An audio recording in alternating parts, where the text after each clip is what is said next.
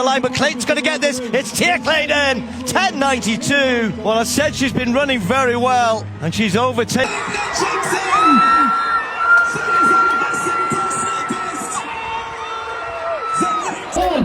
Clayton, comes from A Look at this finish.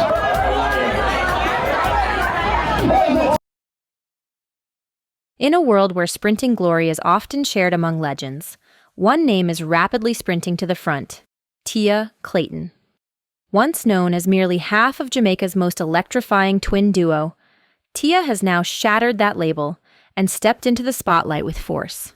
For years, she ran stride for stride with her sister Tina, each win a shared headline, each record a family affair. But recently, that narrative has been flipped on its head. A 10.92-second sprint not only secured her victory but also sent shockwaves across the track and field world. The baton of dominance may have quietly passed from one sister to the other, and now the question isn't, which twin is better? It's, can anyone stop Tia Clayton? What began as a shared journey is now a race of individual destiny, and Tia is blazing a trail that no one, not even her twin, can ignore. But this rise didn't happen overnight. Tia Clayton's journey to the top begins not on a podium, but on a humble track in Jamaica, where she and her sister Tina honed their speed under the watchful eyes of coaches who knew they were seeing something rare, two girls who could outrun fate itself.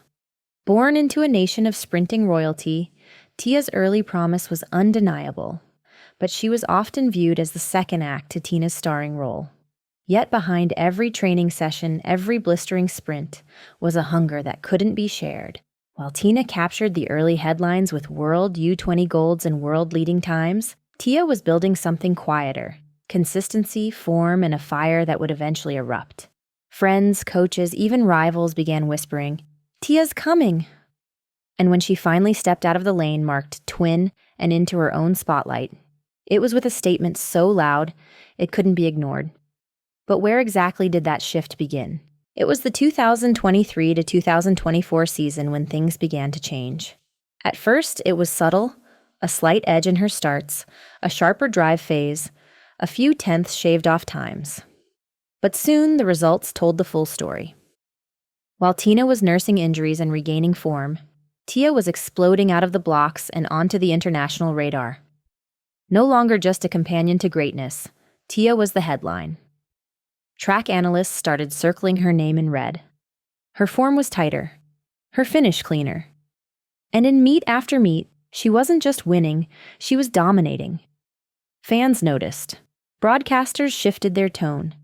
The media, once filled with Tina and Tia chatter, now found themselves saying, Tia Clayton, and also her sister. And just like that, the roles began to reverse. But no moment made that shift more visible, more undeniable, than what came next. The day she ran 10.92. It was a race etched in memory. Wind legal, fully loaded field. And yet, Tia Clayton didn't just win. She made a statement that echoed around the globe. 10.92. That time isn't just fast, it's elite. In the realm of women's 100-meter sprinting, anything sub-11 means you're no longer a prospect. You're a threat. And for Tia, it wasn't just the time, it was the way she did it. Smooth acceleration, unrelenting drive, and a finish so composed it looked like she had more to give. The crowd erupted. Social media exploded. And analysts had no choice but to admit it. This wasn't Tina's moment anymore. It was Tia's. Jamaican legends like Veronica Campbell-Brown and Shelly-Ann Fraser-Pryce had their torchbearers. But now, all eyes were on a new fire rising. Tia wasn't just another fast Jamaican. She had just sprinted her way into history's conversation. And that wasn't even the most fascinating part. Every great story needs tension, and for Tia Clayton, that tension comes in the form of her closest ally and fiercest rival, her sister Tina. Their bond is unbreakable, their love unquestioned, but on the track, it's all business. From their earliest races in high school to international relay duties, the two have pushed each other further than any coach could. But behind the handshakes and shared smiles lies a quiet battle for supremacy. Tina, the former star, now watches her sister take center stage. And Tia, once the sidekick, now finds herself in the uncomfortable position of outshining the person who once outshined her. Interviews hint at mutual respect, but fans and commentators alike can sense the undercurrent of competition. Will the pressure fracture their chemistry, or forge an even deadlier duo? One thing's for sure. When the Clayton sisters line up, it's more than a race. It's a battle of legacy. With Tina in the rear view for now, Tia's eyes are locked on the global elite. Sha'Carri Richardson, Julian Alfred, Shericka Jackson. And if you think she's intimidated, think again. Tia's 10th.92 isn't a fluke. It's a warning shot. In every DiamondLeague appearance, she's not just competing, she's testing herself against the very best. And she's holding her own. Commentators who once questioned her experience now marvel at her maturity. She's leaner, sharper, and more disciplined. While others worry about contracts, endorsements, and distractions, Tia stays in her lane, literally. She's racking up finals, earning respect, and silencing anyone who still thinks she's just Tina's sister. She's not chasing the world anymore, she's coming for it. And the scariest part? She's just getting started. With Shelly-Ann Fraser-Pryce nearing the twilight of her career and Elaine Thompson-Herah battling form and injury, Jamaica is searching for its next queen of speed. And right now, no crown fits better than Tia Clayton's. She has the youth, the hunger, and the pedigree. Coaches are calling her a generational talent. And brands are lining up for a piece of the future.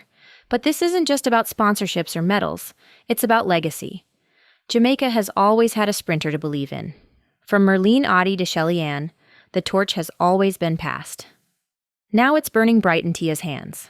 Fans are chanting her name. Schools are holding viewing parties. Even the nation's prime minister has tweeted support. This isn't just hype, it's prophecy. But with every crown comes a challenge. Of course, the pressure is mounting. Critics argue she still has something to prove on the biggest stage.